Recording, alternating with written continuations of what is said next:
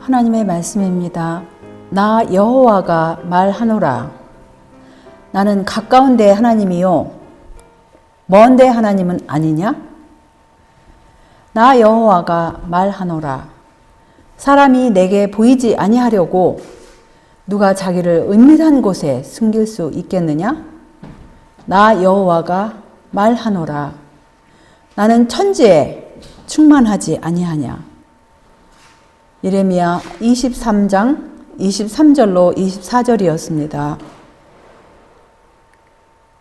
오늘도 우리 주님의 은혜로 이렇게 우리들 아직도 이 세상에 이렇게 기동할 수 있도록 인도하신 우리 하나님 아버지께 예수님의 이름으로 감사드리고, 오늘 이 시간을 통하여 우리 하나님의 말씀이 우리들 안에 기록이 되므로 우리가 이 소란한 세상 가운데서, 무질서한 세상 가운데서 우리 말씀으로 힘을 얻고 우리 말씀으로 주님의 재림을 위하여 잘 준비하는 그런 시간이 되기를 기원합니다. 오늘 말씀의 주제는 편재하시고 전지전능하신 하나님이라는 이런 제목이었는데, 사실은 제가 이 말씀의 모든 것을 살펴보면서 제목이 이거 하나로 정하기에는 제가 이게 참 아니다라는 생각이 드는데, 그렇다고 해서 말씀의 제목이 너무 길 수도 없지 않습니까? 사실은 지금 방금 우리 예레미야서 23장 23절로 24절에 보신 말씀처럼 하나님은 가까운 데 하나님이시고 또 먼 데 하나님이시고 천지에 충만하신 이 하나님에 관한 그 사실이 우리 각 개인들, 사실 이 지구상에 있는 모든 사람들이 그것을 안다면 얼마나 그것을 간직하는, 그 지식을 간직하는, 날마다 일상생활 가운데 그 사실을 간직하고 생각할 것 같으면 우리가 얼마나 하나님의 영으로 충만하고 얼마나 우리 마음 가운데 힘이 되고 기쁨이 되고 평안이 오고, 또 이 마지막 기별, 계시록 14장에 있는 기별과 일치하는 그런 우리의 삶이 될 것인가를 생각하면서, 또한 이 지식은 우리로 하여금 유혹에서 우리 자신을 보호하고 또 순결하고 거룩한 진리 가운데로 계속하여 인도하는 그러한 이 생각임을 말씀 가운데서 우리 모두가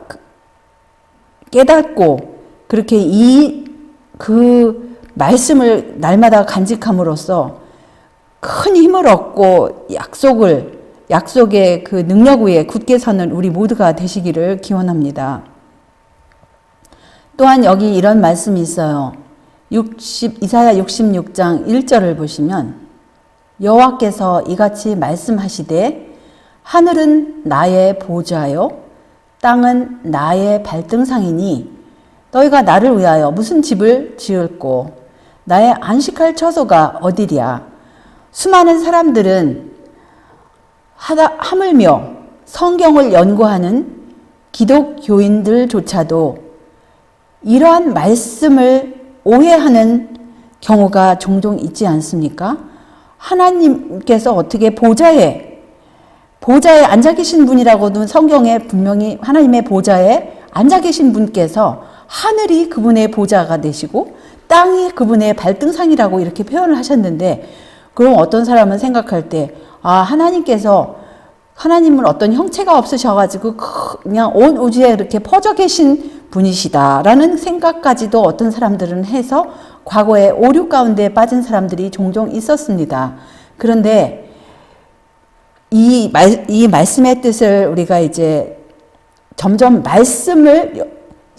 성경을 상고한다고 하시지 않았습니까? 성경을 상고한다라는 것은 이제 예언의 신에서 뭐라고 말씀하셨냐면, 성경 구절과 구절을 같이 비교하면서 그 뜻이 이제 풀어나가는 그 뜻을 이해하는 과정을 성경을 상고한다라는 그런 것으로 이렇게 표현을 하셨습니다. 그래서 우리가 이것에 관련된 하나님의 말씀을 한 구절 한 구절 살펴보시면서 성경을 상고하십시다. 여호와 우리 하나님과 같은 자 누구리요? 높은 위에 앉으셨으나 스스로 낮추사 천지를 살펴보시고. 시편 113편 5절 6절이었습니다. 그분은 분명히 앉으신 곳이 있어요. 그것은 어디였냐면 높은 곳에 계신다고 하셨습니다. 높은 곳에 이렇게 앉으시고 계시고, 분명히 그분이 거하신 곳은 하늘 높은 곳에 계시는데 이 천지를 살펴보신다고 하셨어요. 그리고 또한 뭐라고 하셨냐면 여호와께서 그 성전에 계시니 여호와의 보좌는 하늘에 있음이요 그 눈이 인생을 통촉하시고 그 안목이 저희를 감찰하시도다. 여호와는 의인을 감찰하시고 악인과 강포함을 좋아하는 자를 마음에 미워하시도다. 시편 11 4절로 5절이었습니다. 그래서 하나님의 보좌는 하늘에 분명히 있으시고 그 성전에 주님의 보좌가 있으시고 거기에 앉아 계시는데 그 눈으로 인생을 쳐다보신다고 하셨어요. 그런데 더욱더 구체적으로 여호와께서 하늘에서 감찰하사 모든 인생을 보심이요 곧 그 거하신 곳에서 세상의 모든 거민을 감찰하시도다. 시편 33편 13절로 14절이었습니다. 또 하늘에 계신 하나님께서 세상의 모든 사람들을 다 바라보고 계시다고 이렇게 말씀을 하세요. 이 사실을 이 지구상에 있는 거민들이 안다면 얼마나 좋은 변화가 이 세상에 오지 않겠습니까? 또한 구체적으로 이 말씀을 수없이 접한 기독교인들이 이 말씀을 기억한다면 하나님께서 얼마나 영광을 받으시겠습니까? 또 18절입니다. 여호와의 눈은 그 경외하는 자, 곧 그 인자하심을 바라는 자를 살피사. 특별히 하나님의 눈은 모든 사람을 살피지만 그 중에서 특별히 더 관심을 두시는 그런 사람이 있습니다. 그분을 경외하는 사람, 또 그분의 인자하심을 바라는 사람을 살피신다고 하셨어요. 그리고 여호와의 눈은 의인을 향하시고 그 귀는 저희 부르짖음에 기울이시는 도다. 시편 34편 15절이었습니다.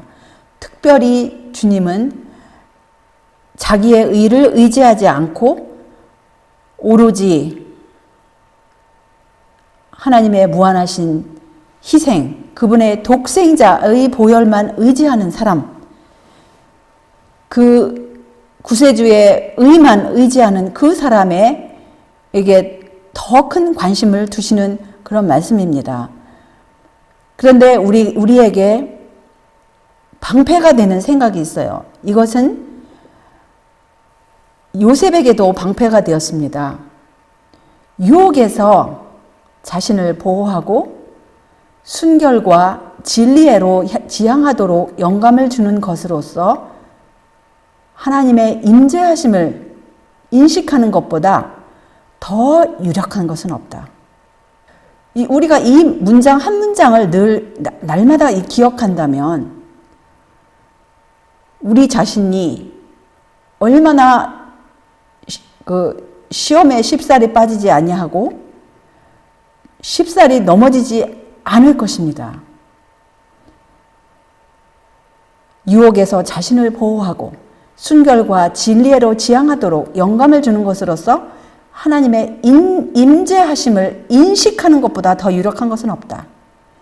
지으신 것이 하나라도 그 앞에 나타나지 않음이 없고 오직 만물이 우리를 상관하시는 자의 눈앞에 벌거벗은 것 같이 드러나느니라. 히브리서 4장 13절이었어요.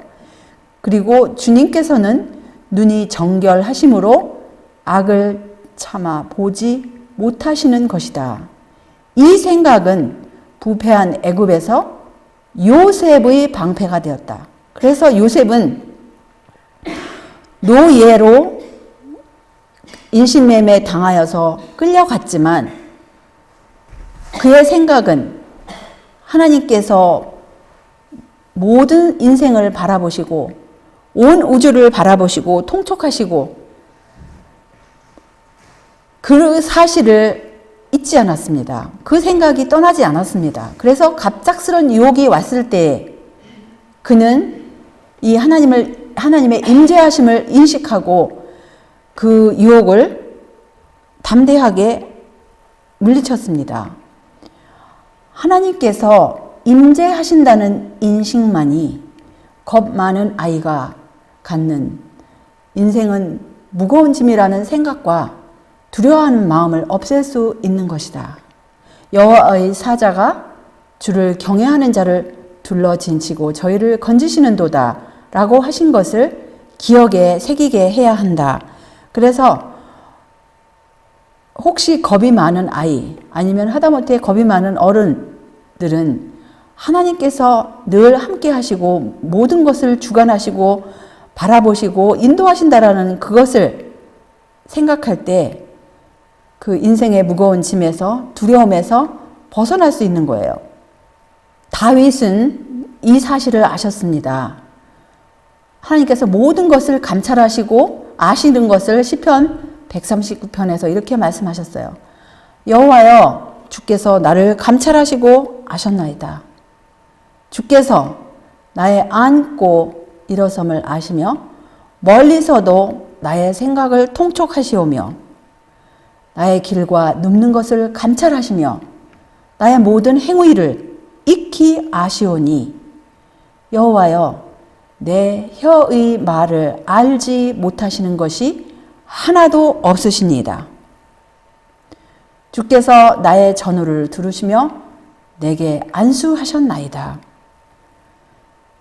계속하여 6절로 10절을 보시면 이 지식이 내게 너무 기이하니 높아서 내가 능히 미치지 못하나이다.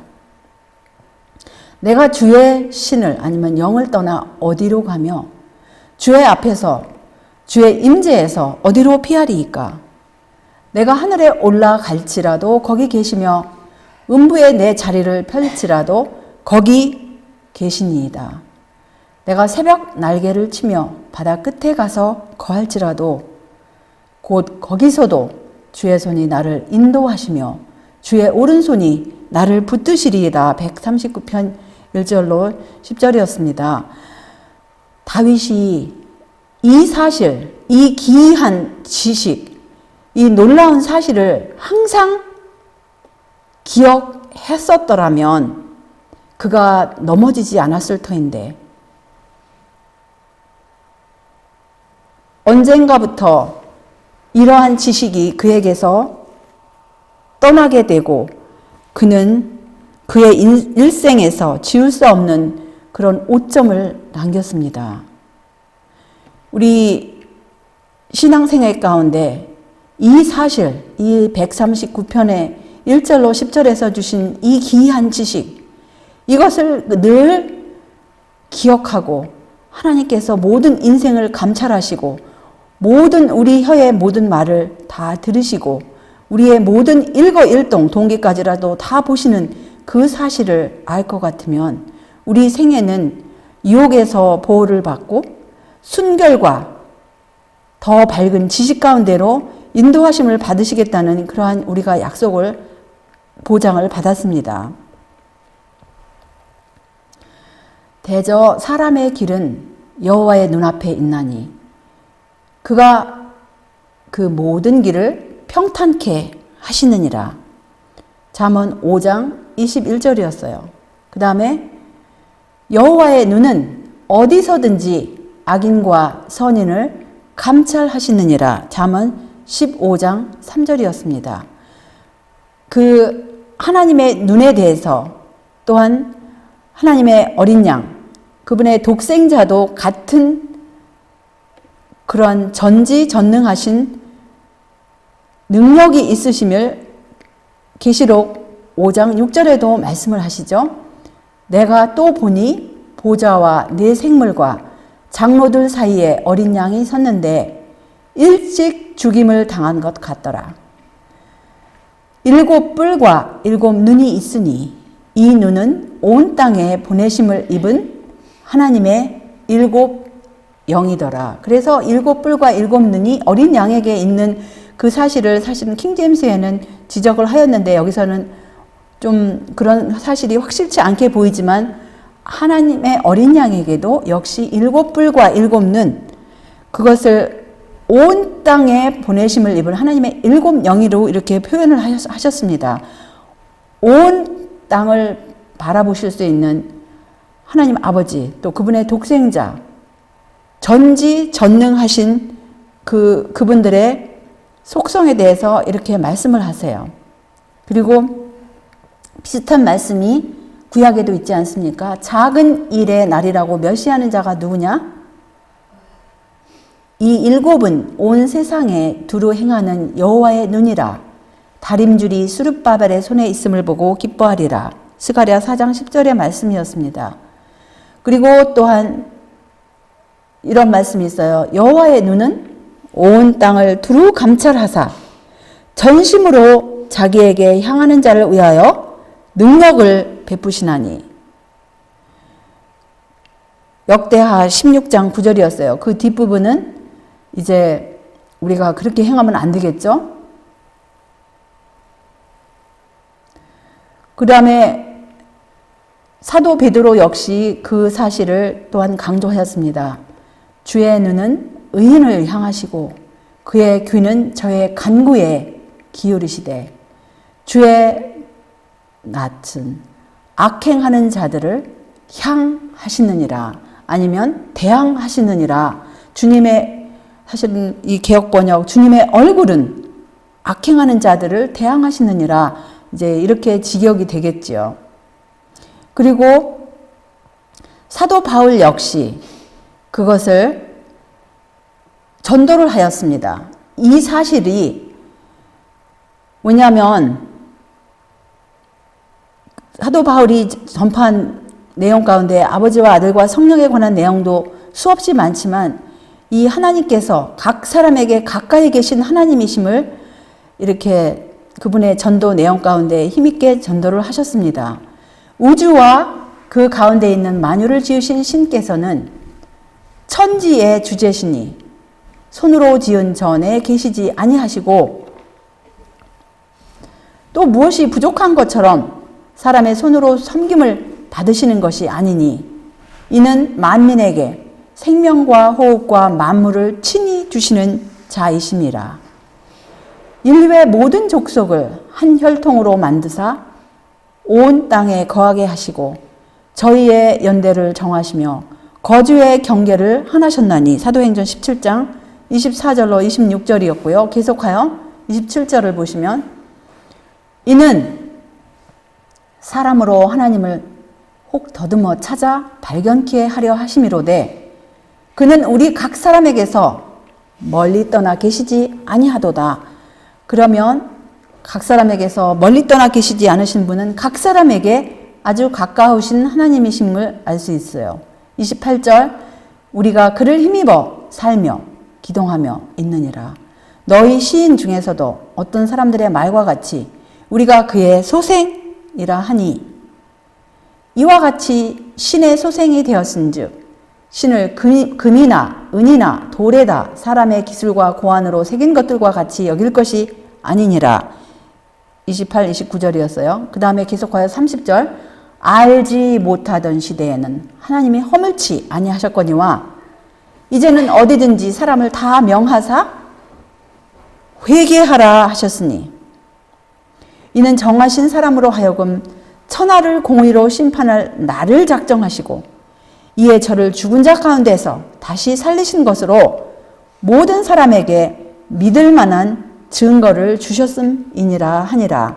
그래서 이제 31절로까지 읽었습니다. 여기 또한 이런 말씀이 있어요.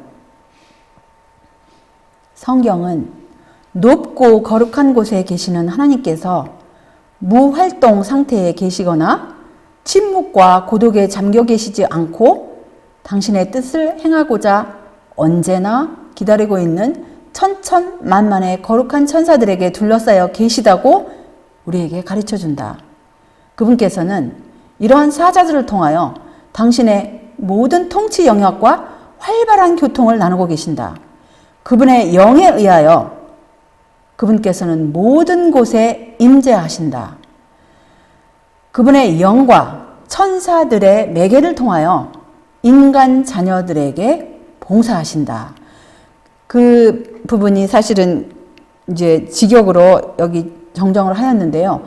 그분이 모든 곳에 임재할 수 있는 것은 그분의 영으로 온 천지 만물에 다 모든 것을 다스리시고 그분의 영으로 임재를 하시는 그 사실을 여기서 구체적으로 이렇게 말씀을 하십니다. 하나님께서는 혼란한 세상을 초월하여 좌정해 계신다. 모든 것이 그분의 신령한 안개에 펼쳐져 있다. 그리고 그분께서는 영원이라고 일하는 위대하고 장구한 관점에서 당신의 섭리로 최선의 것이라고 생각되는데도 이루어지도록 명령하신다. 그래서 하나님의 시야에 모든 것이 다 바라보고 계시고 그분의 관점에서 보실 때 그 모든 것들이 영혼이라는 시점의 그 관점에서 보실 때 가장 최선의 것으로 이루어지도록 이렇게 주관하시고 명령하시는 우리 좋으신 하나님이십니다. 하나님께서는 개성을 가진 존재로서 당신의 아들을 통하여 당신 자신을 계시하셨다. 아버지의 광채, 영광의 광채시요 그 본체의 형상이신 예수님은 개성을 가진 구주로서 이 세상에 오셨다. 개성을 가진 구주로서 그분께서는 하늘로 승천하셨다. 개성을 가진 구주로서 그분께서는 하늘의 법정에서 중보하고 계신다. 인자 같은 이가 우리를 위하여 하나님의 보좌 앞에서 봉사하고 계신다. 똑같은 말씀이 사실은 이 치료봉사의 말씀이 교육책에도 있는데 번역한 사람들이 이제 시조서에서 사용한 그런 번역한 사람들이 다 틀리기 때문에 똑같은 단어를 놓고 한국말로 다른 번역을 하였습니다. 그래서 참 어떻게 어떤 것을 택해야 할지 사실은 그게 굉장히 난감할 때도 없지 않아 있는데요.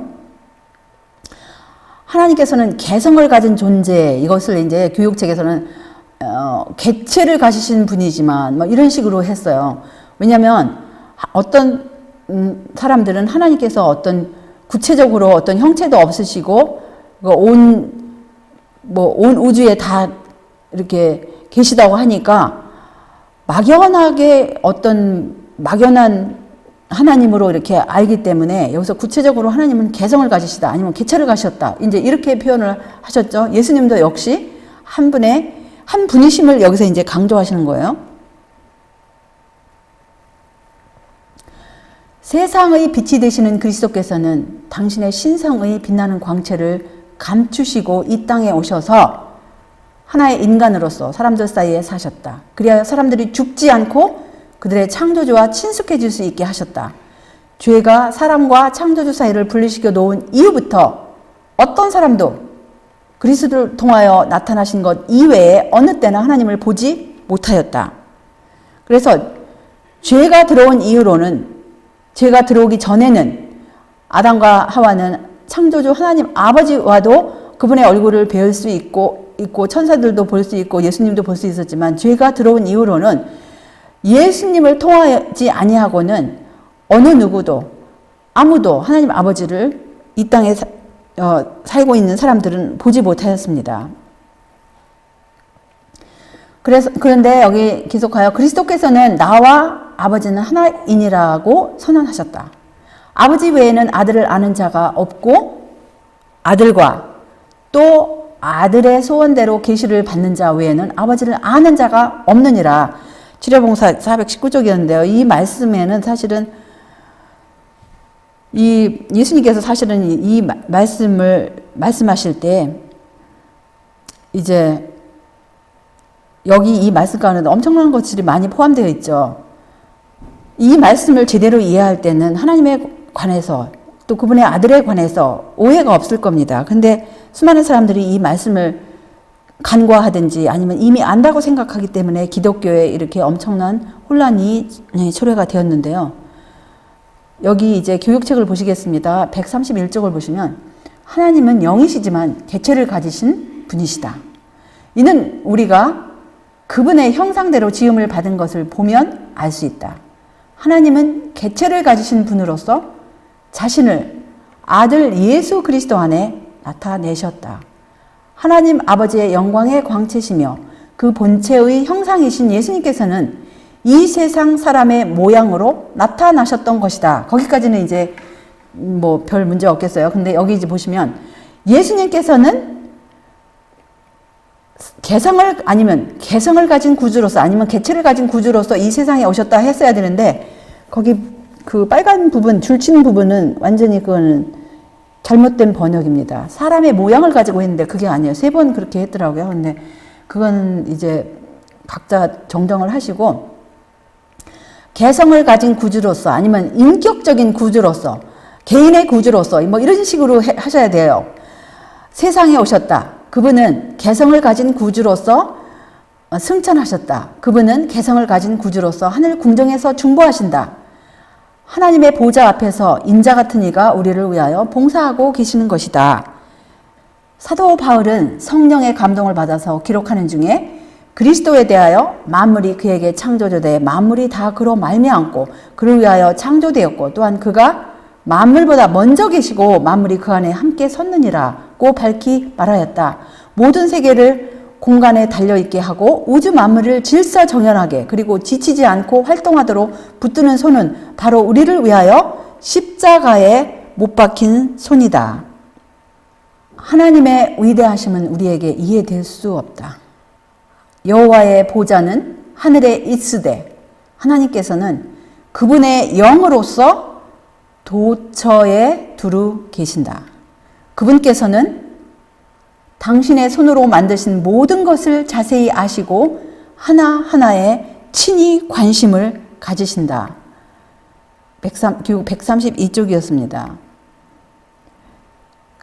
이 사실을 염두에 두고 눈에 보이지 않지만 하나님과 동행하신 분이 있어요. 아주 유명한 분이시죠. 에녹이 있었습니다. 그분은 하나님과 동행하신 분으로 알려져 있습니다. 에녹은 하나님과 동행하였고 유혹자의 공격을 받을 때는 그것에 관해서 하나님과 이야기할 수가 있었다.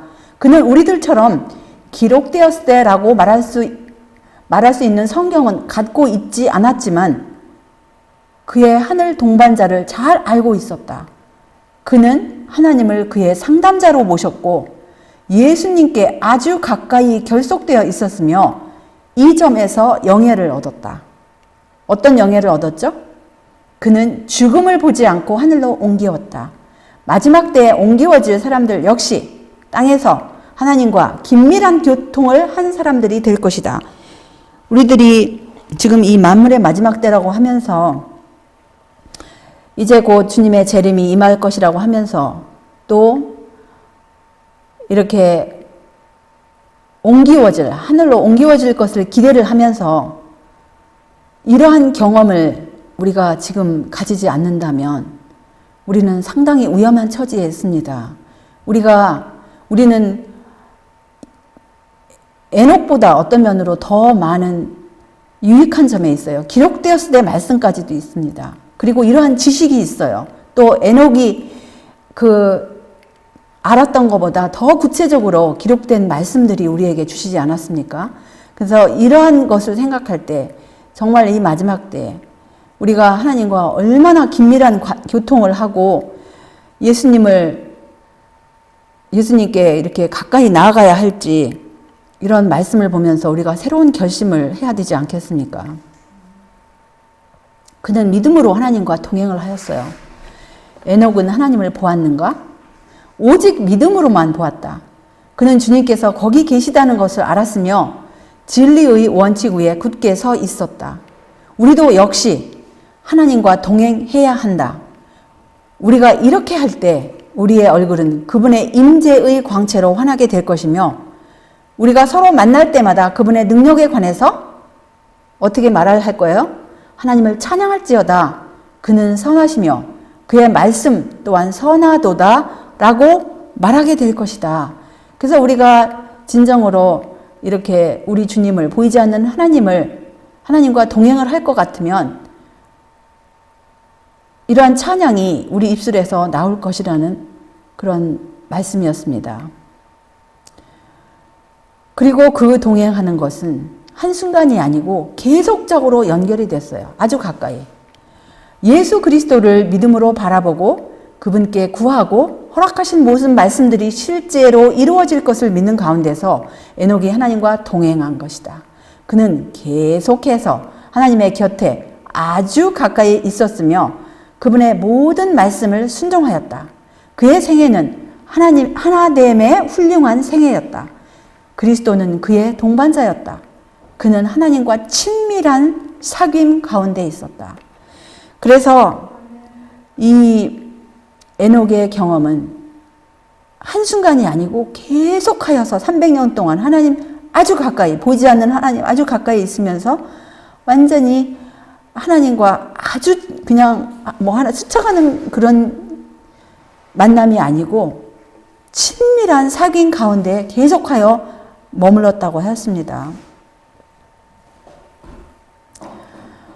에녹을 두르고 있었던 세상에 대하여 거룩한 역사책에는 기록하기를 여호와께서 사람의 죄악이 세상에 관영함과 그 마음의 생각의 모든 계획이 항상 악할 뿐임을 보시고 라고 하였다. 이런 시대에 에녹은 하나님과 동행하였다. 에녹의 의로운 생애는 그 주변에 있는 악한 사람들과는 뚜렷한 대조를 이루었다. 그의 경건성과 순결 그리고 요동할 줄 모르는 성실성 등은 모두가 다 하나님과 동행한 결과였다. 반면에 세상의 죄악은 인류의 대기만자와 동행한 결과였다. 에녹이 흠 잡을 데 없는 의로운 생활을 살았던 그때만큼 도덕적 흑암이 그토록 짙었던 시대는 과거에도 없었고 미래에도 결코 없을 것이다. 1900년 원고에 있었던 말씀이었는데요. 이 시대처럼 이렇게 도덕적으로 어두운 시대가 과거에 없었고 미래에도 없을 것이라는 그런 말씀이에요. 그리고 그러나 그런 시대 가운데서 그렇게 어두운 시대 가운데서 이렇게 하나님과 계속적으로 끊임없이 친밀한 관계를 가졌기 때문에 그가 경건하고 순결하고 요동할 줄 모르는 성실성으로 그의 생애를 하나님께 그렇게 드렸습니다. 그런데 그 반면에 다른 사람들은 누구와 동행했어요? 인류의 대기만자 사탄과 동행한 결과로 죄악이 관영하였다고 했어요. 그런데 마지막 때에 땅에서 구속함을 얻을 자들에 관한 경험을 이렇게 말씀하십니다. 믿음으로 에녹은 죽음을 보지 않고 옮기웠으니 저는 옮기우기 전에 하나님을 기쁘시게 하는 자라 하는 증거를 받았다.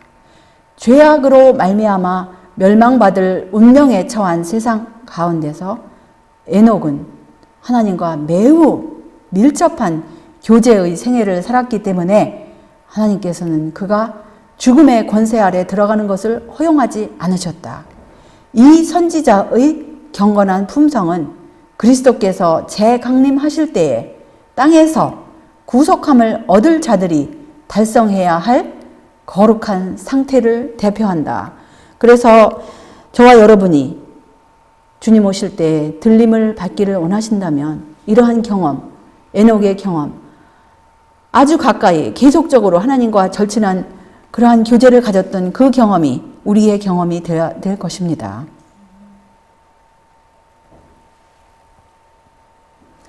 믿음으로 애굽을 떠나 임금의 노함을 무서워 아니하고 곧 보이지 아니하는 자를 보는 것 같이 하여 참았으며, 누구의 경험입니까? 바로 모세의 경험이었습니다. 그는 애굽의 지도자가 될 뻔한 것을 다 그런 미래를 다 물리치고 하나님의 백성과 함께 고난당하는 것을 더 기뻐하였고, 또 보이지 아니하시는 분을 보는 것처럼 이렇게 참았다고 하였습니다. 반면에 아담과 하와의 첫 아이 가인의 경험이 바로 참으로 슬픈, 그의 경험은 너무나 슬픈 경험을 가졌습니다. 여호와께서 가인에게 이르시되 내 아우 아벨이 어디 있느냐? 하나님께서 모르셔서 이렇게 질문을 하셨을까요? 지금 가인에게 생각할 기회를 주시고 이렇게 질문을 하셨습니다. 그런데 가인은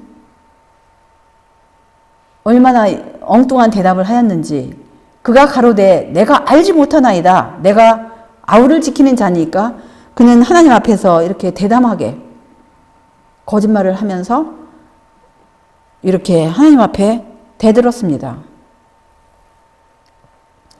가인은 죄 중에 너무 깊이 빠져서 하나님의 끊임없는 임재하심과 그분의 위대함과 전지하심을 느끼지 못하였다. 그리하여 그는 자기의 죄를 감추려고 거짓말을 하였다. 그 하나님께서 이렇게 하나님의 전지전능하시고 위대하시고 이런 것을 깨닫는 것은 정말 우리가 얼마나 우리의 필요인지 모르겠습니다. 죄 중에 빠지면 그것을 잊어버린다는 거예요. 하나님의 이 전지전능하신 우리의 모든 인생을 바라보시고 모든 인생에 관여하시는 그분의 손길을 느끼지 못하고 깨닫지 못하고 이렇게 무감각 상태에서 저러한 일을 저지르는 이런 무서운 상태를 우리가 이렇게 보면서 우리가 얼마나 이 생각, 하나님의 이 끊임없는 인재하심, 그분의 위대하심, 전지하심을 우리 생각 가운데 분초마다 그것이 우리의 생각 가운데 자리 잡지 않으면 또 넘어지고 쓰러지고 그럴 것입니다. 세계는 일찍이 겪어본 적이 없는 긴장 속으로 돌입하고 있다. 오락에, 돈 모으는 일에, 권력 다툼에, 생존 경쟁에 몸과 마음과 혼을 몰두케 하는 무서운 세력이 있다. 이 광란하는 세력의 진격 가운데서 하나님은 말씀하신다. 무엇이라고 말씀하십니까? 하나님께서 너희는 가만히 있어 내가 하나님됨을 알지어다. 시편 46편 10절, 교육책 260쪽에 있는 말씀이었습니다. 많은 사람들은 기도하는 시간에도 하나님과의 교제를 얻는 참된 축복을 받지 못한다. 그들은 너무 조급하게 한다. 빠른 발걸음으로 급히 그리스도의 사랑 앞에 나가서 잠깐 동안 그 거룩한 경내에서 쉬는 듯 하지만 권고를 받고자 기다리지는 않는다. 그들은 거룩한 교사와 함께 머물 여유가 없다. 그리하여 그들은 짐을 그대로 진 채 일터로 돌아간다. 사람들이 기도한다고는 하지만 이렇게 기도를 한 후에 하나님의 권고를 기다리지 않는다는 거예요. 그런데 이런 일꾼은 힘의 비결을 배우지 않는 한 결코 최상의 성공에 도달할 수 없다. 그들은 육체적, 정신적, 영적 능력을 새롭게 하기 위하여 생각하고 기도하고 하나님을 방문하는 시간을 가져야 한다. 그들은 여기서는 성령이라 했는데 구체적으로는 그분의 영으로 기록되었습니다. 그분의 영에 향상시키는 감화가 필요하다. 이 힘을 얻을 때 그들에게서는 신선한 생명력이 소생될 것이다.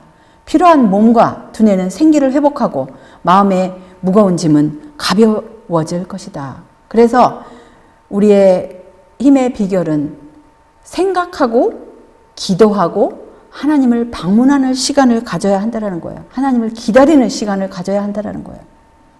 그럴 때 우리의 육체, 정신, 영이 새롭게 함을 받는다는 거예요. 성령으로 충만하기 때문에 모든 것이 새롭게 함을 받는다는 겁니다. 우리에게 필요한 것이 무엇입니까? 그것은 잠깐 동안 하나님 앞에서 쉬는 것이 아니고 친히 그리스도와 함께 앉아 교제하는 일이다라고 말씀하십니다. 죄로 인하여 우리의 창조주께서 받으시는 괴로움을 생각하는 사람은 별로 없다. 온 하늘은 그리스도의 고뇌를 함께 당하였지만 그 고뇌는 그리스도께서 인성을 취하시고 나타나셨을 때에 시작되거나 마쳐진 것이 아니다. 십자가는 죄가 처음으로 생겼을 때로부터 하나님께서 느끼셨던 고통을 우리의 둔한 감각에 나타내 보이고 있다. 사람이 정의에서 떠날 때마다, 잔인한 행동을 할 때마다, 하나님의 이상에 도달하지 못할 때마다 하나님께서는 무엇을 느끼신다고요? 슬픔을 느끼신다라고 했어요. 우리가 그분에게서 떠나면 온갖 혼란이 와요.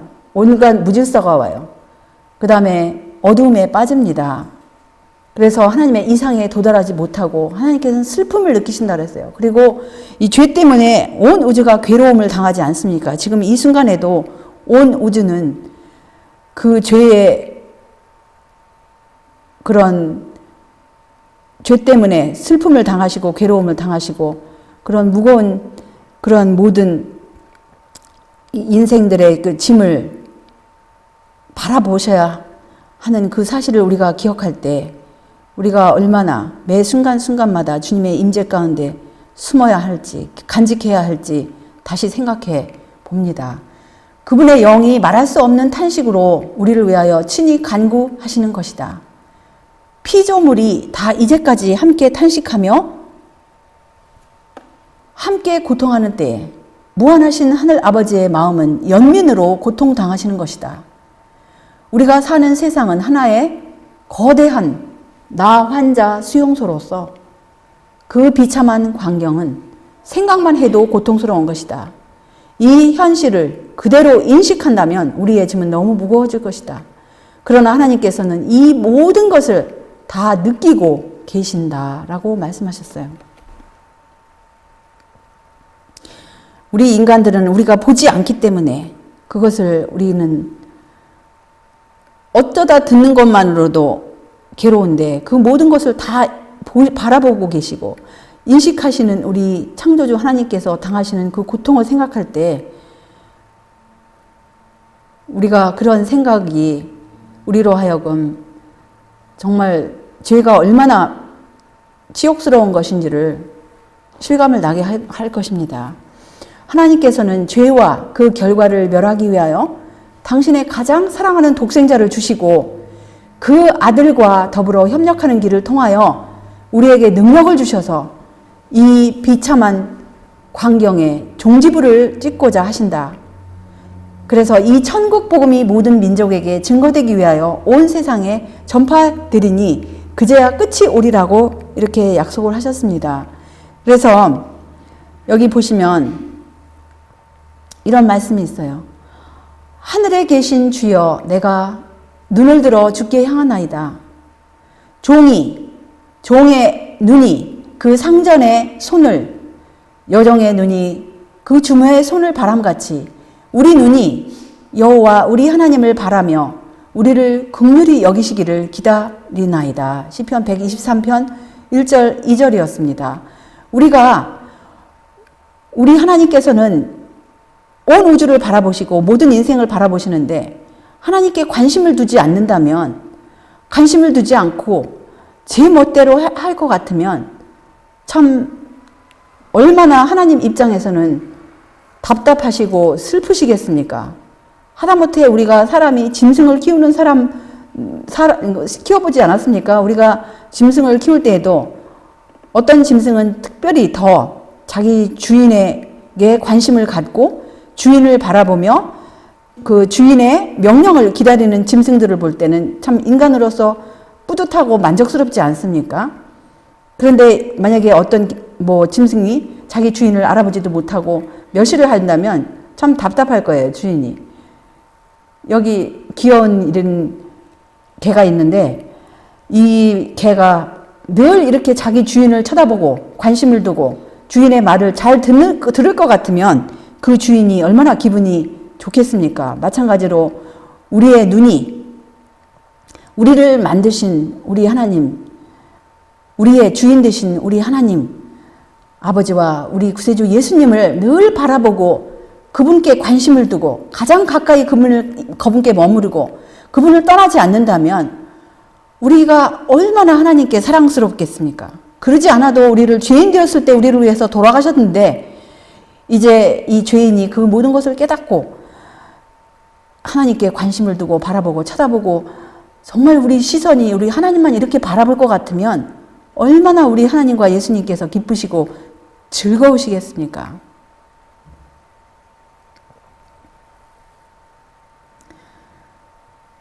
우리는 다른 사람들과 서로 사귀는 가운데 예수를 잊어버리거나 무관심하게 지나쳐버리므로 그가 우리와 함께 계시지 않게 하는 일이 없도록 조심해야 할 것이다. 우리가 너무 세상 일에 정신을 빼앗겨 우리의 영생의 소망의 중심이 되시는 예수를 전혀 생각하지 않는다면 우리는 예수와 하늘 천사들과 분리된다. 이 거룩한 천사들은 구주의 임재하심을 원하지 않고 그분의 부재를 허용하는 그런 곳에는 머무를 수 없다. 이것이 곧 그리스도를 따르노라고 하는 자들 가운데 그토록 낙담이 빈번히 존재하는 이유이다. 이렇게 예수님을 따르노라고 하면서 낙담이 있고 불평이 있고 불만이 있고 죄 가운데 빠질 것 같으면 이렇게 주님을 잊어버리고 주님의 임재하심을 원하지 않고 쉽게 잊어버렸기 때문에 그렇다라는 거예요. 그런데 무슨 말씀이 있냐면 많은 사람들이 예배에 참석하여 하나님의 말씀으로 소생과 의안을 얻는다. 그러나 그들은 묵상과 경성과 기도를 등한히 함으로 말미암아 축복을 잃어버리고 축복을 받기 전보다 더욱 심한 결핍 속에 빠져있는 자신들을 발견한다. 그들은 흔히 하나님께서 그들을 가혹하게 취급하셨다고 생각한다. 그들은 과거가 자신에게 있는 것을 깨닫지 못한다. 예수에게서 떠남으로 그들은 그분의 임재의 빛을 막아버렸다. 그래서 이러한 일이 우리가 정말 주님의 그 말씀으로 소생함을 입었으면 그 말씀을 묵상하고 또 그걸 놓고 깨어 기도하고 또 계속하여 이렇게 기도를 기도를 해야 되는데 등한히 함으로써 그 축복을 잃어버린다는 거예요. 그리스도의 임재를 끊임없이 느끼는 자는 자신감이나 자기 의에 빠질 수 없다. 선지자나 사도들 중에 거룩함을 자랑했던 자는 아무도 없다. 품성의 완전에 가까이 가면 갈수록 그들은 스스로가 더욱 무가치하고 의롭지 않게 보인다. 그러나 예수님의 완전을 가장 적게 느끼고 가장 적게 그분께로 눈을 돌리는 자들이 가장 강하게 완전을 주장하는 자들이다라고 이렇게 말씀하셨습니다.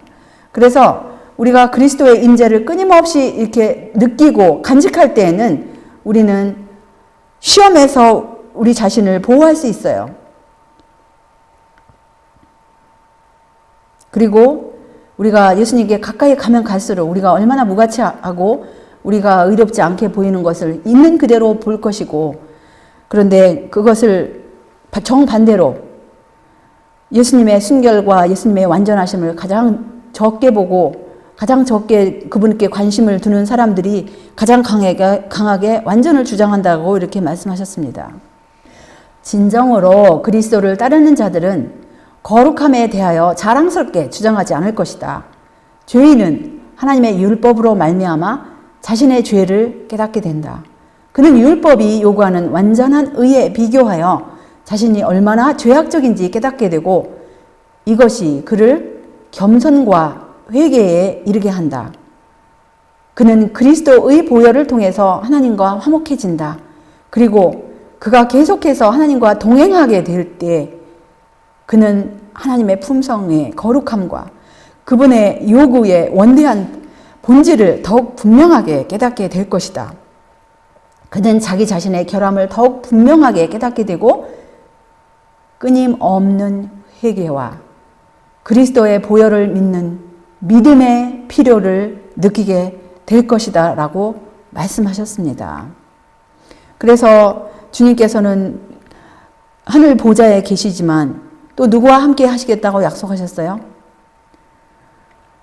여호와께서 이같이 말씀하시되 하늘은 나의 보좌요 땅은 나의 발등상이니 너희가 나를 위하여 무슨 집을 지을꼬 나의 안식할 처소가 어디랴 나 여호와가 말하노라 나의 손이 이 모든 것을 지어서 다 이루었노라 무릇 마음이 가난하고 심령에 통회하며 나의 말을 인하여 떠는 자 그 사람은 내가 권고하려니와 라고 약속을 하셨습니다. 또한 지존무상하며 영원히 거하며 거룩하다 이름하는 자가 이같이 말씀하시되 내가 높고 거룩한 곳에 거하며 또한 통회하고 마음이 겸손한 자와 함께 거하나니 이는 겸손한 자의 영을 소성케 하며 통회하는 자의 마음을 소성케 하려 함이라고 약속하셨습니다. 마지막으로 이 말씀 주께서 생명의 길로 내게 보이시리니 주님의 앞에는 기쁨이 충만하고 주의 우편에는 영원한 즐거움이 있나이다. 이 말씀은 사실 우리 마음에 아주 간직해야 돼요. 주님의 임재 앞에서는 이렇게 기쁨이 충만하고 영원한 즐거움이 있다 그랬어요. 또한 이 기도 나를 주님 앞에서 했는데 주님의 임재에서 쫓아내지 마시며 주의 성신을 내게서 거두지 마소서. 땅이여 너는 주 앞 곧 야곱의 하나님 앞에서 아니면 임재에서 떨지어다. 시편 114편 7절이었습니다. 그리고 140편 13절에 보시면 진실로 의인이 주의 이름에 감사하며 정직한 자가 주의 앞에 아니면 주의 임재에 거하리이다. 주님의 은혜가 우리 모두에게 임하여 이 말씀을 늘 기억하고 우리가 두려움과 떨림으로 주님 앞에서 주님과 행하였던 에녹처럼 겸손히 행하시는 그래요 주님의 재림의 날에 모두가 들림을 받는 우리 모두가 되시기를 바라면서 말씀을 접겠습니다. 기도하시겠습니다. 하늘에 계신 우리들의 아버지, 우리 주님의 은혜로 우리들 이 생명의 말씀을 다시금 우리 듣게 하시고 우리 마음 가운데 다시금 새로운 결심으로 우리 주님 앞에 살 수 있도록 은혜 베푸셨사오니 진심으로 감사와 찬양을 올리옵나이다. 우리를 위해서 그 모든 것을 희생하시고 독생자까지 내어주신 우리 하나님 아버지께서는 천지의 주님의 영으로 충만하시고 모든 인생을 통촉하시고 바라보시고 계시는 이 놀라운 이 지식이 그 지식으로 다윗도 기이한 지식이라고 하셨고 그것 때문에 그 지식으로 요셉도 승리하였고 또한 에녹도 하나님과 눈에는 보이지 않지만 믿음으로 동행한 이 모든 말씀을 우리가 다시 상고하였사오니 이 만물의 마지막 때에 모세처럼 우리 눈에는 보이지 않지만 보는 것 같이 우리 하나님을 우리 일상생활 가운데 하나님을 바라보고 또 하나님을 기다리며 하나님의 그 말씀으로 힘을 얻고 우리가 이렇게 이 어지러운 세상에 비록 우리가 살지만 에녹처럼 가장 어두웠던 시대에도 불구하고 하나님과 동행하였던 에녹처럼 이 만물의 마지막 때에 우리 모두가 다 매 순간순간 하나님과 동행하는 그러한 경험이 우리의 경험이 될 수 있도록 우리가 깨어 기도할 수 있는 그러한 마음 또 주님의 임재에서 한순간도 떠나지 않도록 우리 모두를 붙들어 주시고 또 우리가 그렇게 주님의 은혜를 헛되이 받지 않도록 인도하여 주시옵기를 그래서 주님의 재림의 날에 우리가 모두가 다 들림 바 될 수 있도록 인도하여 주시옵기를 우리 구세주 예수님의 귀하신 성호 의지하여 간절히 기도 올리옵나이다. 아멘.